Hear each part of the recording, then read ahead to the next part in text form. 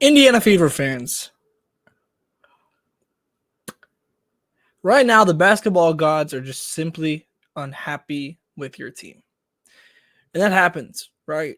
Bad luck happens. And in what is supposed to be potentially a season of ascension is not off to the start that you would hope for, right? Obviously, Caitlin Clark goes down. The entire outlook of everything changes. The way that this team plays, the way that people are in positions, the gravity that Caitlin brings for others, everything changes. And then this game against Connecticut comes around. 0-5 Connecticut at the time. Sid Colson goes down. Sophie Cunningham goes down. And Connecticut picks up their first win of the WNBA season. So I posed a question on my Twitter immediately after the game, and I was genuinely asking, what is the worry level amongst the Fever fan base right now? What is it? And I got over. Let's see. I'm not gonna pull up the replies because no one was told they were gonna be on a video or anything. 171 replies. And you can go on my Twitter at Tyler Luke if you want to really go read it. But I looked through these replies. People are pretty worried. And admittedly, this loss was fresh, right? I mean, this was right after the loss. So admittedly, the loss was fresh. And everyone is due a good sports overreaction from time to time. Look, I'm not guilty, But is it time to actually worry? I think on a scale of 1 to 10, which is how I rated this, the majority were 7s and up. And if I'm worried, I'm at about a 6 or a 7 right now. And obviously, to me, you can't be at a 10 because Caitlin Clark is out right now. And so to a point, a lot of what you're seeing can be remedied by Caitlin. But you're going to need Caitlin back in that 2 weeks at this rate. Now, I'm not saying rush her back or anything, but you have to genuinely, really hope that kind of 2-week timeline that was initially presented and when that was going to be the reevaluation date, that's going to need to be sooner rather than later, especially as the time of recording this, we don't have any further information on Sophie or Sid. You don't have many other guards right now. And so to kind of dive into what has been wrong, right? First off, one of your other guards that is still here hasn't been great. Kelsey Mitchell, who is dealing with an injury in her own right, on her hand, right? She's been playing through it. So to a point, you kind of just have to judge what you see because she is still playing through it. But if you told me that hand is bothering her, I would not disagree. Because if you look at these shooting splits right now, you start the season pretty well. 50% against Chicago, 15 points, 60% versus Atlanta, 24 points. And then if you're just going based on field goal percentage the rest of the way, 36, 37, 25, 26. And haven't been able to reach past that 20-point mark. So you now, as the Fever, stand at 2-4. You're 1-3 at home, which is supposed to be the home court advantage in the WNBA. We know how good this team can be. We saw that against New York. I mean, you can go watch my video here. I mean, I left calling this team a contender, and I still do believe that they are a contender. But where are you going to be by the time Caitlin gets back? That's my worry. Because there's just certain aspects that are starting to become a little bit more frequent, right? If you look at, for example, Natasha Howard, 9 points, 11 points, 6 points in that Liberty game. These, you're going to need more.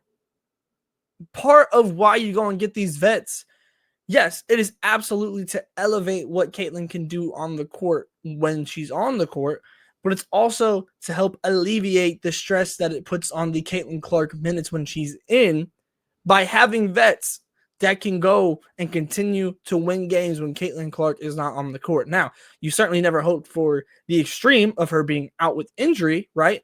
But it's here, and you have to face that. And you need Natasha Howard. You need Kelsey Mitchell to step up in that way.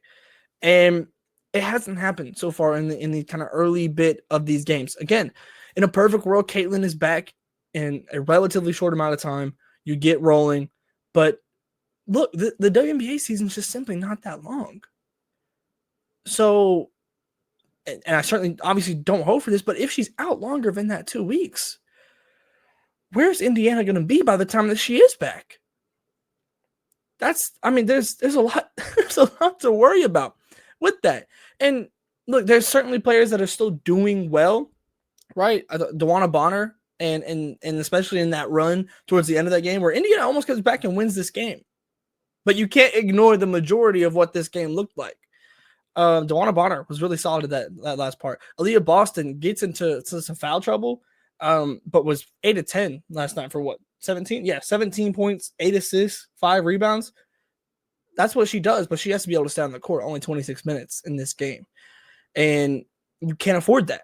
Aaliyah Boston is going to have to be, look, I was just talking about it. I know Shawnee's been talking about it, the idea of Aaliyah Boston playing at an MVP level. And it's all right there to be done. And this is now the time where you kind of have to see that level up. And I think that the level up is there.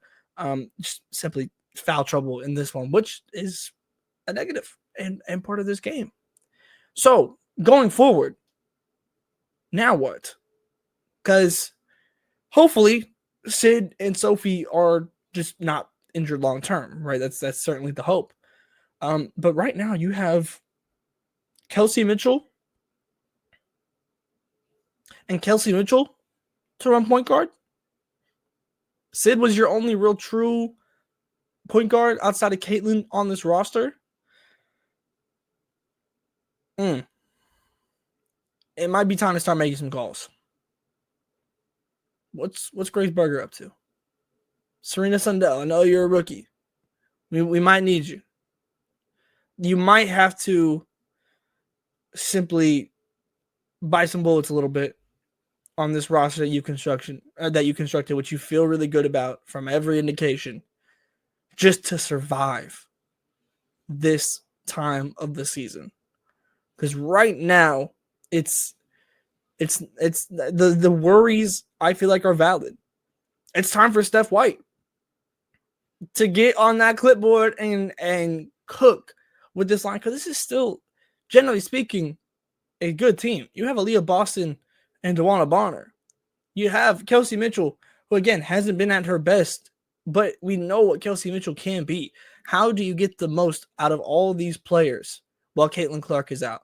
Because I think there is a world where this ends up being a good time and a good growth period for Indiana, but only if you go and actually obtain that growth. And it's not just going to come to you. You got to go after it and figure out new ways to operate. And certainly with your other guards going down, that's going to be problematic for that.